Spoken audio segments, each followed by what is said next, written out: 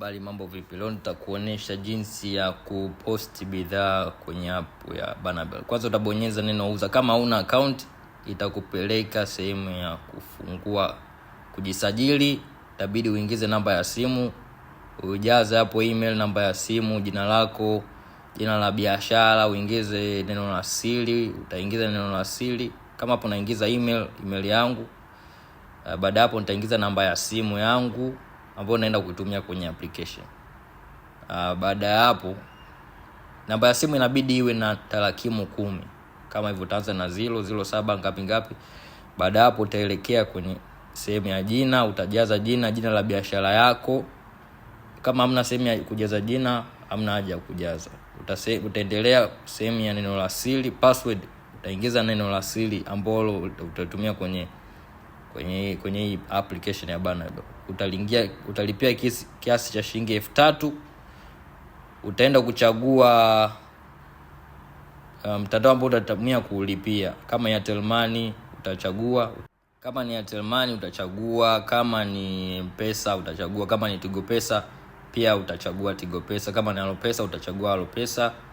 Utapelekwa kwenye sehemu ya kuingiza namba ya simu. Utaingiza namba ya simu yako, utaingiza hapo 0 ngapi, utaanza na 0, lazima uanze na 0. Utapelekwa kwenye sehemu ya kuingiza neno la siri. Ukishaingiza neno la siri la Airtel Money, M-Pesa, Alopesa, Tigo Pesa, hela itakatwa. Baada hapo utapelekwa kwenye sehemu ya homepage. Ukibonyeza neno uza utapelekwa kwenye sehemu ya kuingiza taarifa za bidhaa. Kwa utachagua kategoria, utabonyeza hicho kidude cha jumlisha, utaingiza picha zako. Ukishaingiza picha zako utajaza taarifa zinazofuatia. Baada hapo chini utabonyeza neno chapisha bidhaa. Utachapisha bidhaa yako. Kama hapo mimi nachagua picha, najaza taarifa, baada hapo nitamaliza kila kitu. Ukishabonyeza neno chapisha itakupeleka kwenye sehemu ambayo unaweza kuona bidhaa yako. Kama utataka kuona bidhaa yako inabidi urudi kwenye sehemu ya homepage, ubonyeze account. Ukishabonyeza neno account, kwenye sehemu ya bidhaa utaona sehemu imeandikwa bidhaa yangu au profile yako. Unaweza kuziona bidhaa zako zote. Kwa hapa mimi hapa ninajaza taarifa ya bidhaa zangu. Kama na hapo nauza kitanda, nitachagua eneo. Muda mwingine unaweza kukuta eneo tayari lipo. Idadi ya bidhaa, najaza kile kitu maelezo. Ingiza maelezo mazuri ya kuvutia watu, maana watu wanataka kuona maelezo mazuri na picha nzuri ili waweze kununua. Kila kitu hapo, kila kitu kitakuwepo, utajaza.